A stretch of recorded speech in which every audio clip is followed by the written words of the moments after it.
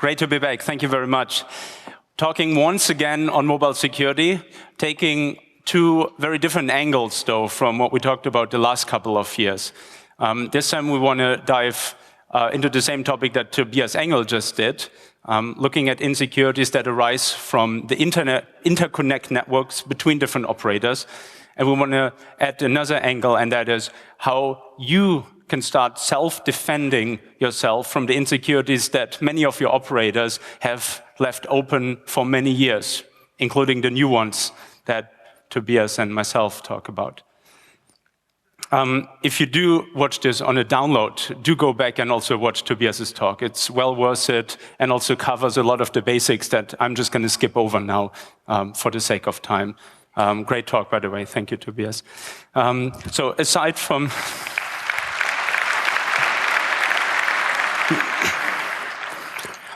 those SS7-based attacks, we want to talk about 3G insecurities, not too many of them, but severe as ever, as well as in the last chapter then, a few tips as well as a new tool to help you start self-defending against these mobile attacks. Now, just briefly then, what is the SS7 network? Tobias already covered the basics, so just a quick definition from me. It's this network that different mobile operators are connected to exchange data amongst each other. For instance, text messages are sent over this network. So without SS7, you couldn't be using this ancient chatting technology, SMS. Thank you, SS7. But also more security relevant information is exchanged over SS7. For instance, if you're using your phone in another country, as many of you currently do, you still want this visiting network to be able to use encryption with your phone. But how is that network going to know the right encryption key? So this visiting network, the German network, has to ask your home network for the correct encryption key, and that goes over SS7. And you can already see if there's cryptographic information being exchanged, if the wrong people ask and still receive an answer, insecurities arise. More interesting from a security perspective, though, are messages that are exchanged within one network over SS7. So SS7 is often misunderstood as this technology that's used for worldwide exchange of information. The same network, though, is used inside an operator. So with no need for interconnect, there's already SS7 flows going on between those different mobile switching centers, MSC. And each mobile switching center covers one area, let's say a city. So imagine the situation where you're in a call and you're traversing from one area to another. You're crossing, let's say, a state boundary. So this new MSC doesn't know how to handle your call. It needs the decryption key for the already ongoing conversation. So there's another SS7 message that allows you to query for the key of a transaction that's currently going on. Okay? And again, you can already see how if the wrong people send this type of message and they receive an answer, insecurities arise. The insecurity that has most been talked about in recent years, I guess up until Tobias's talk, was tracking. And tracking was often understood as there's this evil message, the anytime interrogation. And the Washington Post focused a lot in the article on this one message. And it's really evil. It should not have been ever standardized. And whenever it's used, it's for evil purposes. There's no usefulness in this message. And then Tobias quoted a number that I think the Washington Post found in a lot of marketing material. 70% of mobile networks respond to this message. Now, this is information from earlier this year. A lot of networks, very good news, have moved to stop responding to the anytime interrogation message. This evil spying message is not being responded to by, for instance, all German networks. You can't use this message in Germany anymore. However, this is a very retroactive approach to securing SS7, because there's a number of other messages that, consider them gadgets, get you to the same place, take your phone number and take you all the way to somebody's location. And here's just a snapshot of which messages you can use. And Tobias went into a greater level of detail in how these different messages come together. So if anybody thinks that by just barring anytime integration you solve the tracking problem, they are wrong. But at the same time, it's not that SS7 is not securable. It's just a much larger challenge that people consider it currently to be. You see how stringing together some of these messages get you to intermediate values that also shouldn't be public, and then all the way to a CellID. And up until all these messages, or at least every pass that takes you from left to right, is blocked by network, tracking to the same accuracy the CellID says possible. Now, this is just one of many areas in which SS7 can become an issue. Here's 4 more. It's an intercept risk. If people can read your SMS, text, or listen to your calls, it's a denial of service risk. If people cut you off from phone connectivity for anywhere from an hour until the next location update, or till you next reboot your phone, so you can really cut people off badly from the phone network. There's the area of fraud that I don't think many people want to talk about publicly. Certainly I don't, but there's many fraud risks in SS7 in which you can either put charges on somebody else's bill, or more interestingly, you can remove limits on your own prepaid cards, basically run up infinite charges on prepaid cards, and running up a lot of bills to premium numbers, for instance. And then there's the risk of spamming, which, from what I hear, is already happening, SS7-based spam attacks. Now, for the sake of this talk, I want to focus on intercept, which I consider, aside from tracking, the most intrusive and the most relevant for us. These other risks, they're more relevant for the network operators. And if they don't solve them, well, so be it, as long as they foot the bill for it. Right? So intercept. And I want to go into 3 possible scenarios in which SS7-assisted intercept can happen. The first abuses the exact messages we looked at in the introduction, these messages where different parts of networks ask each other for encryption information. And it's a pretty straightforward attack. You record the airwaves around somebody's, in somebody's vicinity, and you record somebody's encrypted transaction as part of that. Right? So, and 3G transactions, for instance, are pretty well secured, but they're not very hard to record. In fact, 3G is a little bit easier than 2G because it doesn't jump around all these frequencies. So you record, let's say, 3G data, and you have a bunch of transactions in there, all of them encrypted. And you can use this message over SS7 to decrypt them. It's called send identification. And as I said on one of the earlier slides, it's supposed to be used when you're moving from one MSC into another MSC, but still within your own network, so that the call doesn't get disrupted. It's not supposed to be used when somebody foreign wants to query your phone. If they need a new encryption key, a new call needs to start anyway. There's no way to hand over a call from one operator to another operator without disruption. So this message is used only for internal purposes. However, out of the 4 German operators earlier this month, all 4 responded to this request coming from another country that doesn't even border Germany. So there's no way to even conceptually think a call would be handed over. Okay? So 4 out of 4. And that's not an anomaly. Most networks we queried international respond to an outside number when asked for the current decryption key. I'll show you a quick demo on this at the end of this chapter, but I'll first finish the enumeration of all the different possibilities in which 3G calls can be intercepted.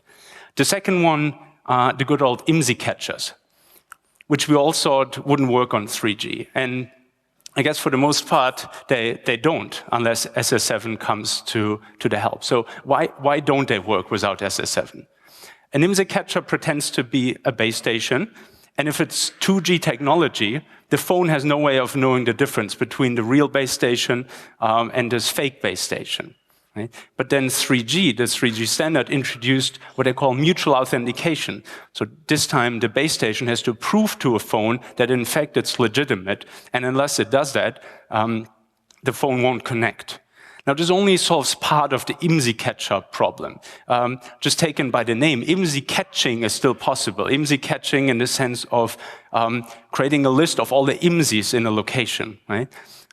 Because there's a certain chicken and egg problem. If you want me as the base station to authenticate to you, you first have to tell me who you are. There's no such thing as SSL or any type of public key in the mobile network. It's all symmetric key. So you first have to tell me which key to use. And by that, I know who you are. So IMSI catching is always possible. And that's why if you Google for 3G IMSI catcher, those things exist. But they aren't capable of recording phone calls or SMS, because those then require the mutual authentication. They aren't capable of doing so unless they ask over SS7 for an authentication key. So IMSI catchers are back in the 3G world big time unless we solve these SS7 problems, right? The third possibility of intercept, this is probably the scariest because it can happen completely remotely. Both the ones I enumerated so far, you have to be somewhere in the vicinity, in the radio vicinity of somewhere. So the third possibility I want to call the rerouting attacks. And they work in both directions. Rerouting is the idea, and Tobias touched on this, of taking somebody's phone calls and changing the destination number so that, in fact, you call somebody else, unbeknownst to you, of course, as the victim. This works both for incoming calls and outgoing calls, but using very different methods, so it just kind of accidentally works in both directions. And this part, I just briefly want to demonstrate. Tobias and I coordinated on most of this, but this part, I guess we kind of misunderstood each other, so we'll both show this. I'll keep this very brief. And the point I want to get across is that a single SS7 message is already a big intercept problem. Let's see, connected here. So I'll try not to make the same mistake as Tobias and try to cut off part of my number here. So 31C3 demo phone. So I'm calling a phone that, in fact, accidentally we left in. Oh, fuck. So I'm calling this number, and I don't know if you can hear this, but it's ringing. And we did leave this phone back in Berlin accidentally, but for the sake of this demo, that makes no difference. So it's a phone somewhere in Berlin that nobody answers to, right? Here's another phone. So if I register what they call a supplementary service to this number, and that's just fancy language for call forwarding. If I call this exact same number again,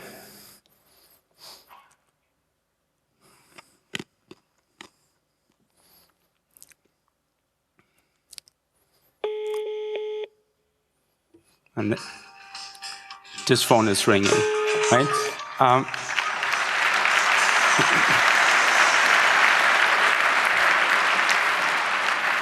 Now, of course, to make this a real intercept, I wouldn't forward it to a phone. I would forward it to a computer that then is smart enough to very quickly erase the call forwarding and call the original number and then connect it to, so that the phone call actually goes to where it was supposed to go. Just I'm sitting in the middle and I'm receiving a copy of it, okay? So that's the idea in this direction. In the other direction, the exact same thing works as well, and Tobias already told you how. These services that say, let me rewrite your phone number for you because you don't know how to dial a phone number when you're on vacation, right? Those services can be set by anybody, at least on a lot of networks. And you can see how the exact same thing works there, so that every time you dial a number, that just move their own number in place of that number and then connect those two calls, right? So as I said, I consider those the scariest type of attacks because they work completely remotely. You don't have to be in the radio vicinity of anybody. And surprisingly, this still works against a bunch of networks, even against those networks that moved to solve some of the earlier issues. So networks still very retroactive. So what do those mobile networks now have to do to solve those issues? Well, as always, of course, the answer, it depends. It depends, in this case, on the attack type. Some of the attacks can simply be blocked. Like the anytime interrogation that earlier this year they said 70% of the networks are vulnerable. Now in Germany it's 0. So something happened there. And the same is true for the first type of attack that I've shown, the passive intercept. As I said, when we tested earlier this month, 4 out of 4 networks were vulnerable. Now it's down to 2. So within 2 weeks, 2 networks put in a firewall rule that says this message has no purpose traversing our outside network boundary. Just block it there. It's typical firewall, right? The same isn't possible for these other 2 types of attacks, because those messages are actually useful. They do something, at least in certain circumstances. If you block the second type of query here, to send authentication info, you couldn't be roaming in another country anymore, right? If you block the third one, you couldn't be changing your voicemail forwarding from another country anymore. So these are needed. Still, we can't accept that just anybody who asks over SS7, God, you guys. Let's switch this off. We can't accept that just anybody who asks over SS7 receives an answer. At the very least, we'd expect networks to only answer to their friends on SS7, and that is their roaming partners. That's already a lot fewer companies, and especially a lot fewer sketchy companies than everybody else on SS7. We would then want those networks to do some plausibility checking. Right? So this phone in Berlin that I just put a supplementary service on, the network operator knows the phone is in Berlin. And I sent this query from the other end of the world. Still, they honored it. Right? Any type of plausibility checking would clearly see that this is not possible for a phone to be in one country and for this user to want to change their voicemail setting from somewhere completely different, right? And then thirdly, networks need to limit the rate at which this happens. Those services that the Washington Post talked about, these tracking services, these are large operations. They seem to be tracking thousands of people constantly. Right? This will show in logs. Right? You don't allow some random network somewhere else in the world to constantly interrogate hundreds of your users. Right? It's clearly abuse. Has any network moved to put such sensible rules in? I'm not aware of it, but it's certainly the next step. And I'm not ready to give up on SS7 yet. I've heard one too many times that SS7 is an old technology built with no security in mind, and we just can't fix it. The internet also is an old technology built with no security in mind, and we did fix it since the 90s. Since when you connected the Windows 95 computer to the internet, it got infected with a virus right away. We have moved to put in firewalls. We're not exposing our printer demon and our file sharing demon on the entire internet anymore for 4 billion people to connect to. And the same is possible on SS7. Just we're still in the 90s. Thank you.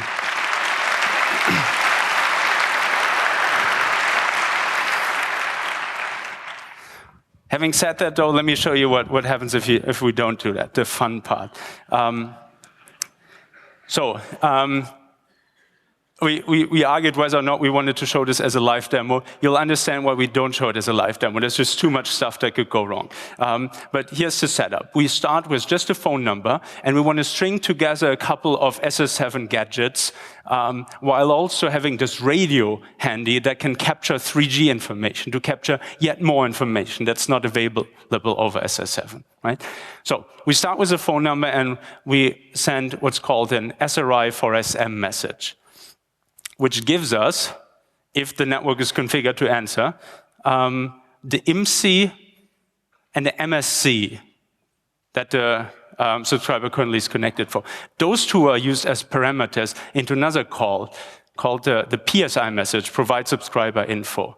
And that call then gives us the cell ID. This is how you get more and more information with different gadgets. Now, the cell ID tells us where somebody is physically. So imagine we now move our radio to that location, and we again send a PSI. We record the PSI with that radio, not the PSI, what happens over the airways when we send a PSI. And the phone gets paged. So when we send a PSI over SS7, the phone receives some information, right? This radio plus a little bit GNU radio scripting gives us that information. Who has been paged during that short window of time that we recorded? Now, when we record something on UMTS, we always record for different cells. They share frequencies. But you see, the one cell where the cell ID came back over SS7 is included in our set. So we filter the data for that cell, and we look for which IMSIs are included. And luckily for us, only one IMSI got paged within those few seconds on that cell. Right? It's the same. This is now the TIMSI that belongs to this phone. This is information we can't get over SS7. But what we can do over SS7 with the TIMSI is request a key. So it gets complicated. So we have the decryption key now. And the next time this phone receives something, unless they change the key, in which case we can ask again for a new key. Next time this phone receives something, and what you don't see in the video, somebody is now sending a text message to the phone, we can also record that. Right? Again, same radio, the one shown in the picture. Now the phone did receive the text message. And there's a few more steps. So the phone received the text message. And we also, again, recorded the airwaves. We, again, run it through some GNU radio script. Now, with UMTS, everything is kind of complicated. So there's different connections, of course, happening all at the same time, and then they get allocated to different channels. So now in order to decode this text message, we got to find out which channel is used. So this command gives us the list of which channels have been allocated, and we got to find the TIMSI from earlier in one of these channel allocations. And Wireshark is a great help in this. We didn't have to do anything with Wireshark. It just knows all that 3G stuff right out of the box. So luckily, the first of these 5 connection requests is the right one, and scroll all the way down. There's then the parameters that say which channel this transaction happened on. So those two numbers, 15 and 48, is the channel. So we need the cell frequency. We need those two numbers that are the channel, and the key. You know, there's only 64-bit. I'll discuss that a little later. And that's all we need to decrypt an SMS. And there it is.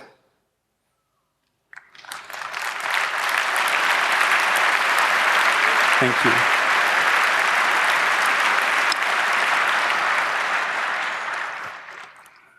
This still works today, but only against 2 out of the 4 German networks. Some of them moved to stop some of these messages. Of course, most importantly, this SI message that gives you the decryption key. But even if you block this message, just acquiring somebody's location can already be intrusive enough. Right? All right. Moving on to 3G security, or rather extending on 3G security, since this already touched 3G in a big way. You remember the good old days where you could just intercept all phone calls with the Osmocom phone? Thank you, by the way, for that open source project. That helped us so much over the years. And you combine that with the Kraken software to decrypt the phone call. So with 20 euro worth of phone and a server, you can listen to anybody's GSM calls, as long as they're using the A51 cipher. Some networks recently moved into A53, so it doesn't work this way anymore. Now, how does this now compare to 3G security? As I've just shown, basically the same attacks are possible. Instead of the Osmocom phone, we use a programmable radio, some more software, but it's, again, very affordable, 400 euros or something. And you combine that using, instead of Kraken, SS7 queries. So unless we fix SS7, 3G is no more secure than 2G, and neither is A53, the recent upgrade of GSM, because those keys are again exposed over SS7. Now, some networks, you don't even need that second part, so they have bigger things to worry about than SS7 attacks. And our data set isn't all that large. Some of you provided measurements through a software released last year, so thank you very much for that. And we have captures from maybe 20, 25 countries. Out of those, 5 happen to use no 3G encryption at all. Well, 4 countries, 5 network operators, right? Which I find shocking. Some of these even have encryption turned on their GSM network, and they forgot to turn it on or deliberately left it out because it's harder to intercept on their 3G variant. Right? So those networks, as I said, have much more worrisome issues than SS7 attacks, and they really need to be called out. And we do that with an extension of a website that we've been maintaining for a couple of years, GSM Map. Big update of GSM Map launched today with all the 3G measurements we collected and you collected over the last couple of years. Now, some of you may have used GSM Map before. The idea is to rank operators in the 3 categories. How hard is it to intercept phone calls and SMS? Is it easy to impersonate a person and then put charges on their bill, for instance, or receive their calls? How hard is it to track them? And as you see over the last years, networks have improved their security, right? At least some, right? As always, God. And as you also see, these are the 2G networks. Even the best secure 2G network in Germany anyway, in our opinion, is less secure than the worst secured 3G networks. These are the 4 3G networks. Still, we want networks to implement all security features. And as you saw before, some other countries don't have that luxury of all 3G secured networks reasonably secured. Now, the first version of our metric is very crude, and we want to improve upon this over time. But currently, how we calculate this score is we'll give 90% of the points to anybody who switches on encryption. That's the main security feature. And the remaining 10% you earn by changing the TIMSI quickly. TIMSI is what we needed for these SS7 attacks to work well. So if you keep changing it, it really confuses the person trying to haunt you. Also, this makes other types of attacks more difficult. We'll factor in a couple of more values as we collect more data, but this is it for now. So yeah, big update on GSM Map. If you haven't checked it out, check out your country on GSM Map.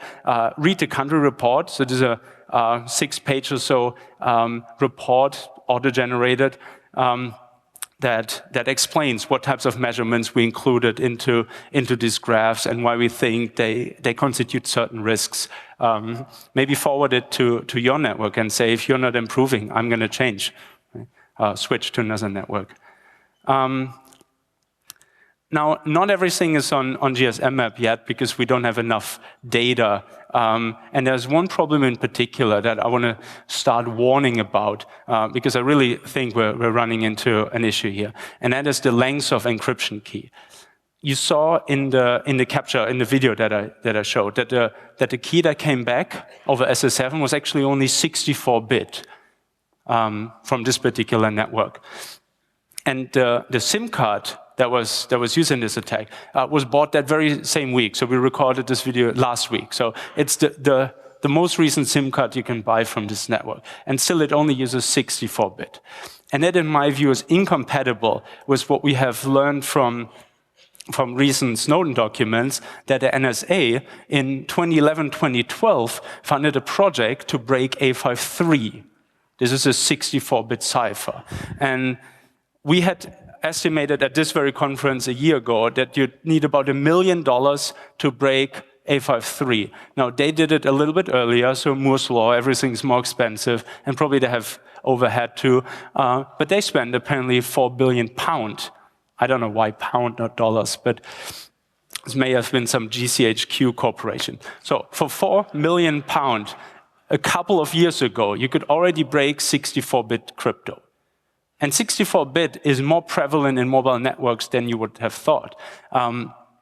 When they upgraded the GSM networks to A53, they didn't actually upgrade it to UMTS security, as everybody claimed they did. They upgraded it to the cipher used in UMTS with a key half the size. When writing the 853 standard, though, the people were smart enough to also put in the real UMTS cipher with full key size. They called it A54, and it has never been seen anywhere since. It's written in the standard. It was released the same day that A53 was released. Nobody has ever moved to implement that. So GSM, for the time being, is and will be vulnerable to anybody with a $1 million machine in the basement, right? Certainly NSA, but more and more people as we move forward. And what costs $1 million today, thanks to Moore's Law, in a couple of years, anybody can break it on their computers, like we today break the A51. If your network uses certain older SIM cards, the differentiation here is between a SIM card and a USIM, as in UMTS SIM card. If your network only uses SIM cards, then even your 3G transactions are 64-bit encrypted. So there is no way to generate more entropy. You could query for 2 keys, I guess, but they weren't smart enough to do that. So 64-bit encryption for UMTS. And that's just not good enough. And as I said, the network that we did the demo with, we were surprised to see a 64-bit key. We went back in our database of SIM cards. We found a lot of SIM cards that have this problem. We want to add this to GSM map, but we don't want to be unfair. Just because we see one very old SIM card in the network, we don't want to give them a low score versus somebody else where we only see a new card. So we need lots and lots of data. Help us collect those data, and we'll make it public. Now, that's one reason why we stay on this ball and progress the research. The other main reason, and this is really what keeps us awake at night, is this question of how can we get out of the mess? We've been producing more and more problems. I should not say produce. We make you aware of more and more problems over the years. And we always criticize that at least many networks do not respond to those. So we have this stockpile, ever-growing stockpile of mobile security issues, and nobody seems to be addressing. And all we do is wait for our networks to do something eventually. Now, waiting is over for me, at least. I'm impatient. I want to do something now.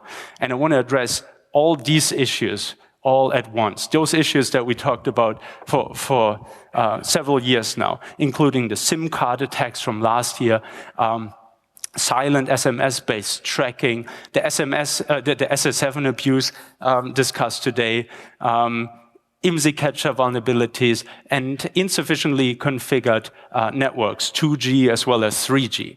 All of these problems have one thing in common. Your phone technically knows that these attacks are happening, and your phone technically knows that the network is configured insecurely.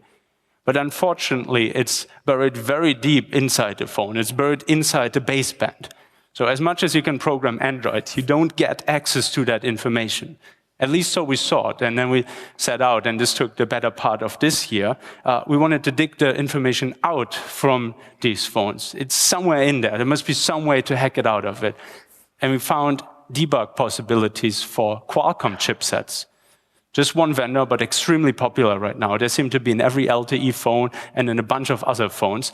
And we found ways of producing exactly all the data on the right-hand side to make it accessible through an Android application. And we also wrote the application for you. So, released today.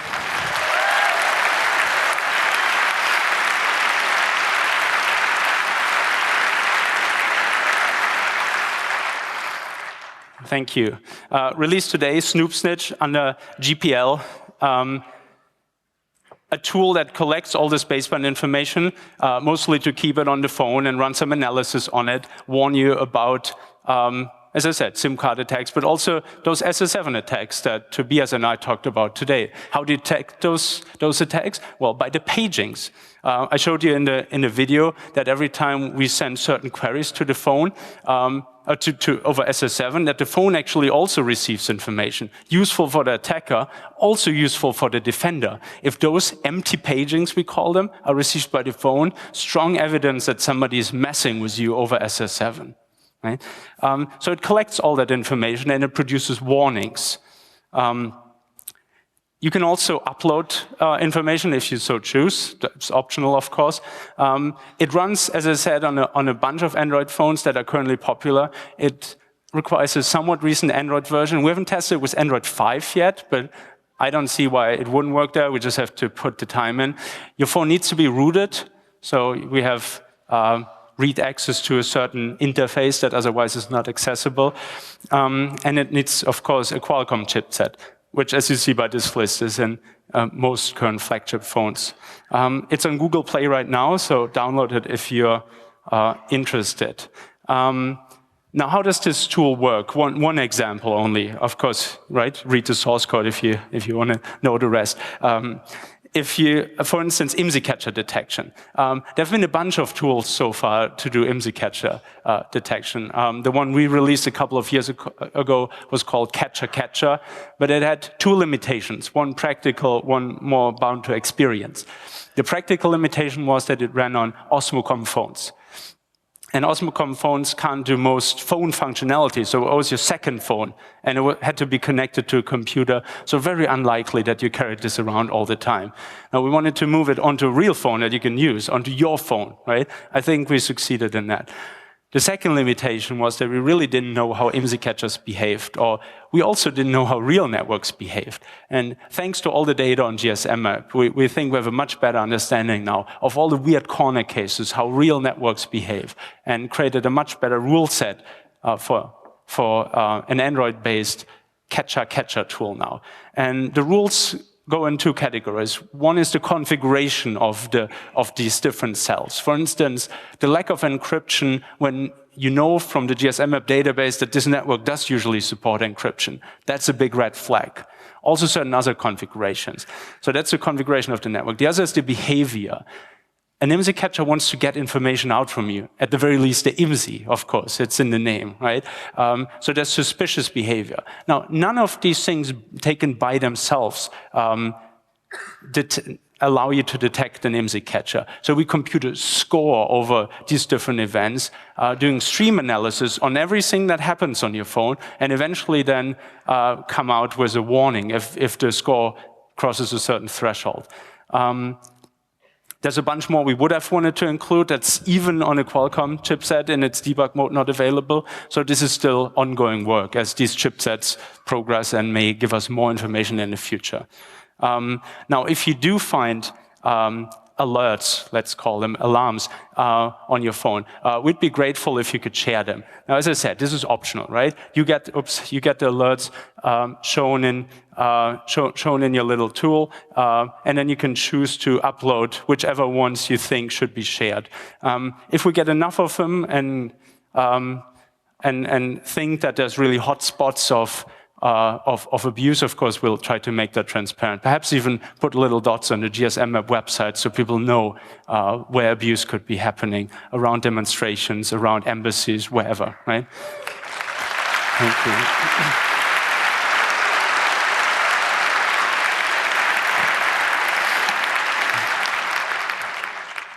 You can also actively choose to submit data by running an active test. Now, usually the phone looks at everything that you produce, your phone calls, your SMS. That's always stored on the phone. There's no way to upload that. And you compute a score for how secure your network is, using the exact same metrics that we use on GSM map. So that's all ported to the phone now. But if you feel like the score on GSM map is heavily outdated, click this button. It runs some benign tests, has nothing to do with your transactions. I guess your location, where you're currently connected, will be included in the data, and it uploads it to GSM map. So that becomes better and better, and we can spot more networks that, for instance, lack any encryption at all. Yeah, so what are you, what I like you to do, or I think you should do to better protect yourself from mobile abuse?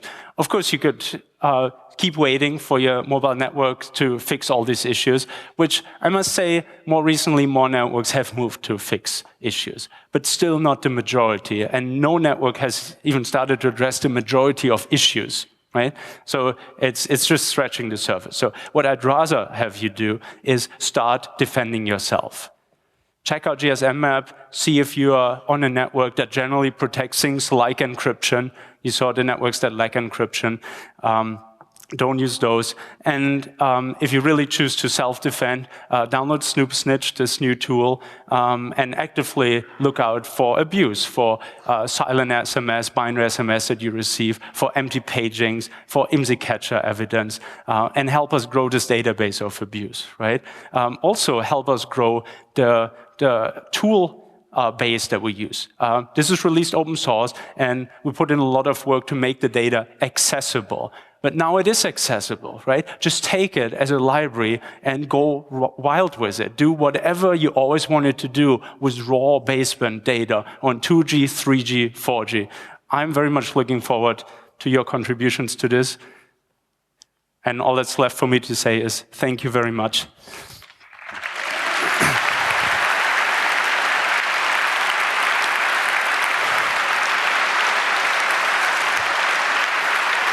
Thank you, Carsten.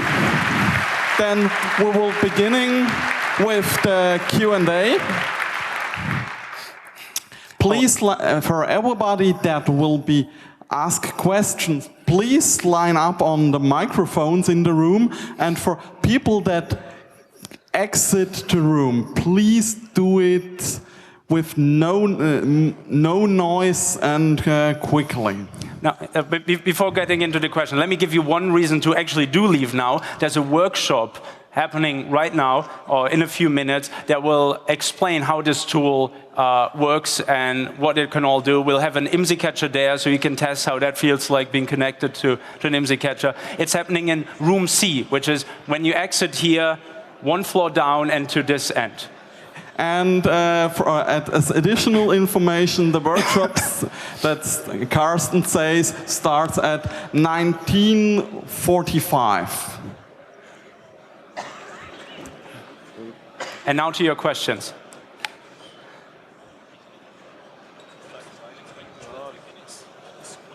Sure. Yeah. Okay, the microphone number 2. And please, before you can start number 2, please do it with no noise, that we hear the question from the audience. Okay, number 2, please. Thank you. Can you quickly say a few words about why it wouldn't work on custom ROMs? Because we could just install it onto Cyanogen phones, and it apparently installed, and it seems to work. Oh, okay. So the way I understood custom ROMs is that they first remove a bunch of stuff from the phone, and then they put a bunch of stuff on it. Part of what we need are these proprietary Qualcomm libraries, and at least on the phones where we tried Cyanogen Mod, they are being removed. Right? So if Cyanogen Mod could stop doing that, it would work beautifully. It's not that we need anything additionally, we just need less to be deleted. Okay, thank you. Okay, the microphone number, will you ask? Okay. Are there some questions from the IRC? I think we have a bunch of questions. Actually, there is 5 questions, so I will just ask 1 or 2 for starting. Yes. That's perfectly. The first one is, can all the shown attacks that you proved on your speech be mitigated by higher protocols levels like encrypted VoIP or text secure, things like that? And what would be the residual risks? Mm-hmm. Yeah, good question. So how much can you protect yourself by using the mobile network less, or using it as a dumb pipe, I guess is the question. What if you use just apps to call and send text? Well, obviously your calls and your texts won't be intercepted anymore if they're encrypted one more time in a way that's not breakable. However, this does not solve the location tracking. It does not solve the fraud. It does not solve the denial of service. It does not solve the spamming. So you are tied to a mobile network, and there's a lot of control over you, your location, and your phone bill. None of that is going to go away. Another question from the IRC. One? Yeah. The second one is, wouldn't it be easier to design from scratch a new mobile network than trying to find all flows from actual networks, which is an endless task?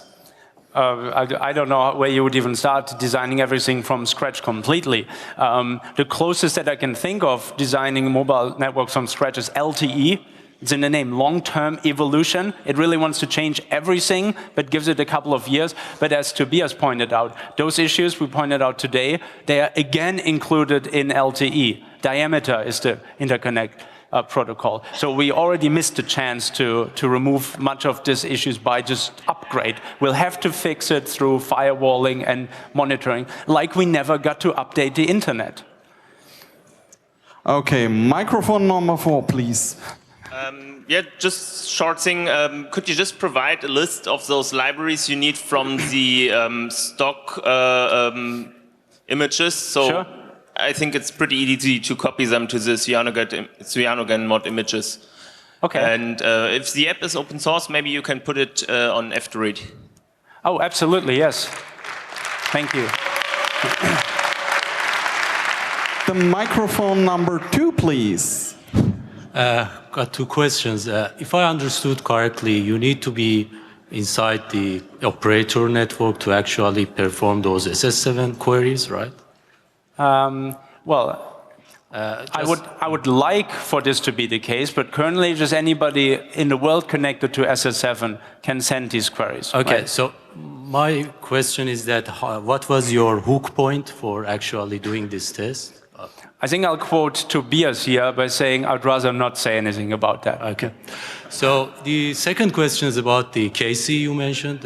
It's, if I'm not mistaken, it's the session key, right?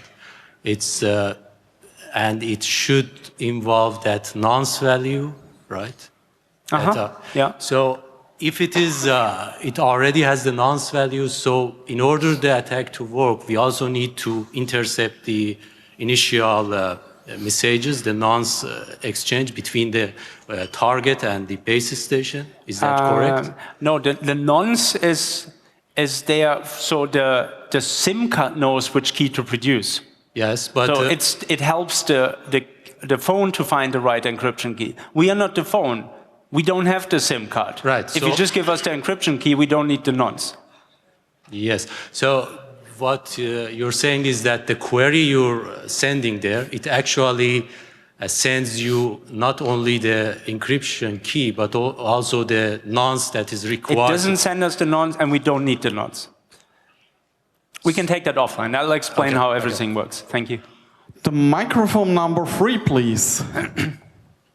Yeah, first of all, thank you for a very good presentation and the very impressive work you've done here. Thank you. The question I have might be a little naive, but have you also, besides taking a look at disclosing this whole issue technically wise, also been taking a look into how what measures can be taken legally, at least in Germany and some countries in Europe, now that we have disclosed that basically certain law sets or rules have not been fulfilled, that we can enforce the operators to implement this stuff on legal ways? We have not looked into it. Of course, we consider the possibility as soon as somebody has an overview of where these attacks happen. And that seems to be the issue right now. There's zero attack transparency. Nobody is looking for these issues. And partly that's to their own disbenefit, because as soon as they do look for these issues, some of these attack patterns are very easy to stop. As I said, 2 German networks mitigated them within 2 weeks. And these issues had been open for 20 years. Had they ever looked into their own data, they would have seen this going on. So I'm not very confident that anybody, in Germany at least, has an overview of where abuse would come from. And as soon as it does, I don't think there's much point in litigating. Let's just stop the possibility of abuse, right? Instead of complaining about it happening, right? But I'm with you. If there's corner cases in which abuse just can't be stopped, let's fight it legally, of course, right? And if all of you contribute information, snoop, stitch, the empty pagings. If we can find patterns of abuse, of course we'll aggregate them and try to move against them. Thank you. Okay, microphone number 4, please. You said you can buy your way into the SS7 network, but how easy is it actually to get your access? And what do you estimate? How many players are there in the network? Can you give any estimation? I have absolutely no idea. I know that there's some 800 companies who are legally allowed to access SS7, and then those, of course, have subcontractors, legal and illegal, and some people who bribe them, yet other people who hack their systems or the systems of the subcontractors. It's very hard to estimate, no idea. But definitely too many to trust all of them. And would it be possible for me to get access to this without any operator stuff? For I don't want to operate a phone network, but I want to have access because I want to provide a service, some service. Well, I wish the answer was no, but of course, right. If Tobias and I and a bunch of other people can get access, you should be able to get that too. But I'm not going to tell you how. Yet another question from the IRC. We're about 9 questions, so no problem for me. First one, what about Windows phones, jailbreaked iPhones, or things like this? Will the app end on these phones? Our app doesn't run on anything other than Android, but the chipsets are, of course, the same. So if you can speak to a chipset through a jailbroken iPhone, for instance, you could create a similar application. We just wanted to target the biggest population of phones, and that seems to be Android phones. Then number 2, please. Yeah, one further thought on self-defense. As self-defense has to be proportionate, I think, and identities are not secure in the digital sphere. How about developing some proactive, as we heard the word, defense tools? Proactive as in hack the networks until they have no chance but to fix? That's what you understood, but well, I support that. I'm not going to say that I dislike the idea, but you won't see me here next year explaining how I did it. Thank you. Microphone number 3, please. Okay, when did you check the other 2 German networks didn't fix the send identifier issue? Which network do you work for? I'm Holger. We talked last week. Yeah. So yeah, maybe you fixed it too. We didn't check. We fixed it within 24 hours after our call. Oh wow. Okay. On both networks. Thank you. Better late than never. Yeah. Thank you. That's right. Yeah. Okay. So it's 3 out of 4 now that fixed 1 out of 100 problems. No, it's I know that's why we don't go to the press and don't tell that SS7 is fixed, and we know we still have problems. Also, it's all 4. I work for Telefonica, which is O2 and A+. Oh yeah. Well, congratulations. Sorry for spoiling your Christmas. Microphone number 2, please. I'd like to know why these empty pagings occur in the context of the location tracking. I thought as soon as the phone registers in the network, then the base station which is this connected to is known in the network anyway. Isn't that the case? That's a very good question, and let me go back to one earlier slide to explain that. 1 second. So the empty pagings do not occur when you send these creepy anytime interrogation messages. Okay. They are just there for spying, and there's no way to page the customer. But since this got blocked, and Tobias went into great level of detail explaining this, you need a couple of other messages to now track somebody's location. And these messages weren't meant for location tracking. They're meant for other purposes. For instance, this PSI, provide subscriber info, that however you reach it is always the last message you need. This does do a paging. And then the provide subscriber info really makes no sense unless you send something afterwards also. Deliver an SMS, connect a call, whatever. So the paging is already sent in anticipation that an SMS will come or that a call will come. But if you're only the creepy guy tracking, you're not going to send that SMS, and that's where the empty paging comes from. Okay, but still, also in these cases where something follows the paging, isn't it a type of double checking whether it's really there? I mean, the location info itself should already be present in the network, isn't it? Yeah.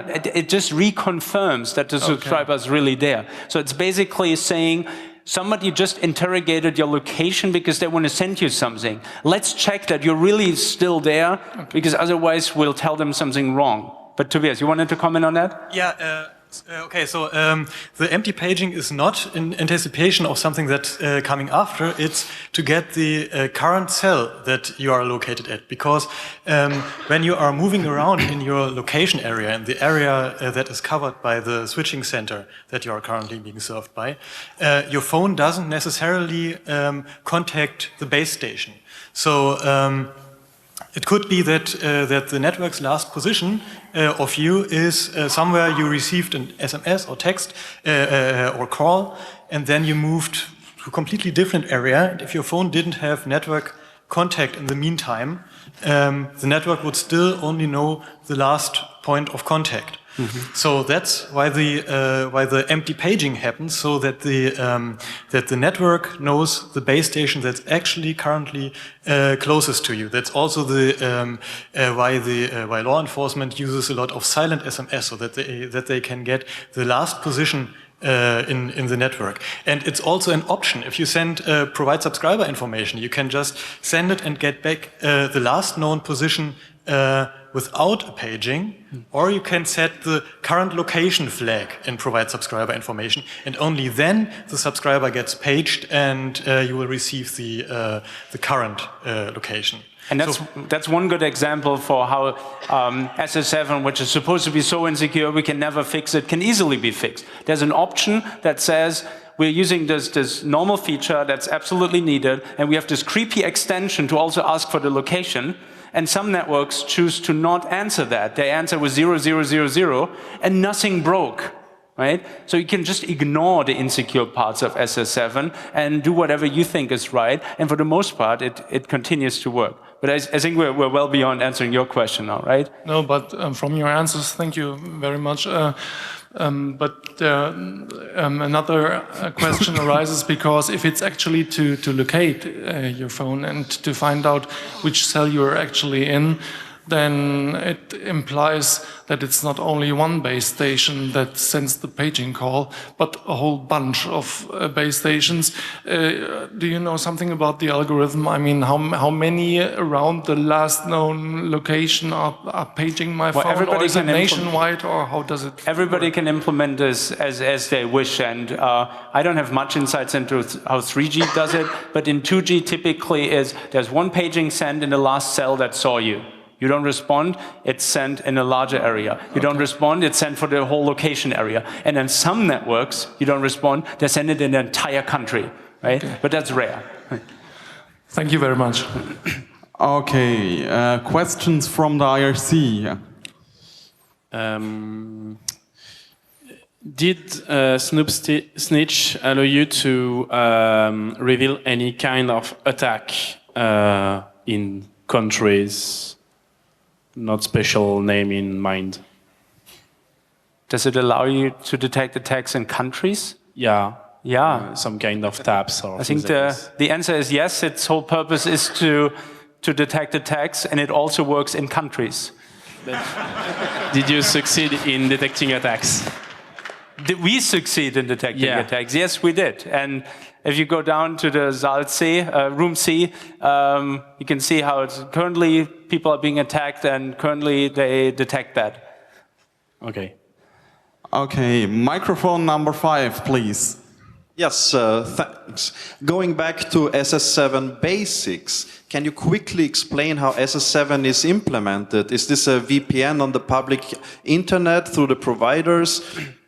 What's the technical reality, the transport? Yeah, what's that's a the very attack good question. surface, of course? That's a very good question, and so I only have half of the information too. I keep learning, but so it seems that it was implemented initially as a network between Western European telcos, and they ran cables, dedicated cables for SS7.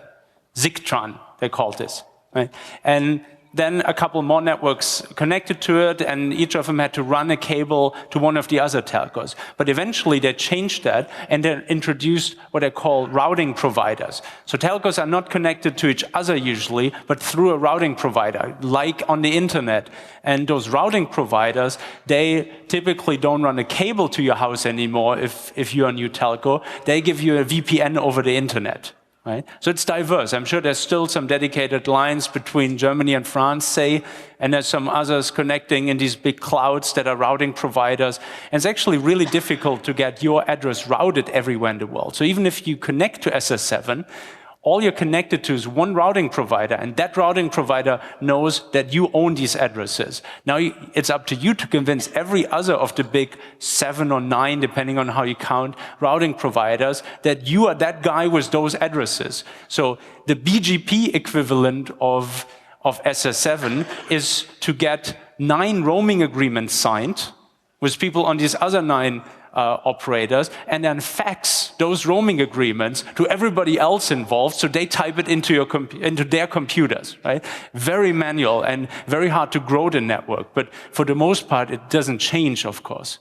So the low-level transport is not really an attack surface from the public internet? It can be. The low-level transport can be an attack surface if people just stupidly leave open their local networks, but it's rare. It's much more common, speaking about our talk next year, hopefully, on the other interconnect networks. There's one interconnect network for data roaming. It's called GRX. And since everything is IP anyway on data roaming, people sometimes do leave it out on the internet or just do it unencrypted over the internet. And it does seem to become more popular also with the SS7 replacement, Diameter, which again is pure IP. So there's no dedicated thing that you first have to encapsulate in a VPN before you can route it over the internet. You can run Diameter over the open internet if you want. It's stupid, but people seem to do it anyway. Okay, the microphone number 6, please. Okay, my question is if you could comment why these messages were put in the protocol at the first place, if they are so easy to block and to fix. And the other question is if all the other problems that you pointed out are as easy to fix for the network operators. So I don't have an answer to your first question. Why do you put a tracking message in the standard and then call it anytime interrogation? Gosh, like that invokes feelings for me, interrogation room and all. I mean, this is spy stuff, right? And there's no practical purpose for it. But, right, who wrote the SS7 standard? Western European governments being afraid of the Russians or of their own citizens, who knows, right? I don't know why they put every single message in, though. So your second question was what again? If the other vulnerabilities are as easy as to fix, no, they're like not. just blocking messages. No, they're not, and I tried to point that out on one of the slides.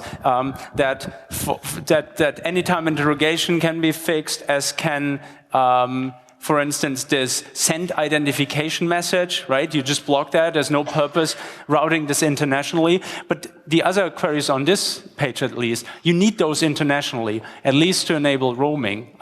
So the best you can do is, as I said, first block these queries from anybody who's not your roaming partner, right? Don't respond to those people. And then do some plausibility checking, secondly, right?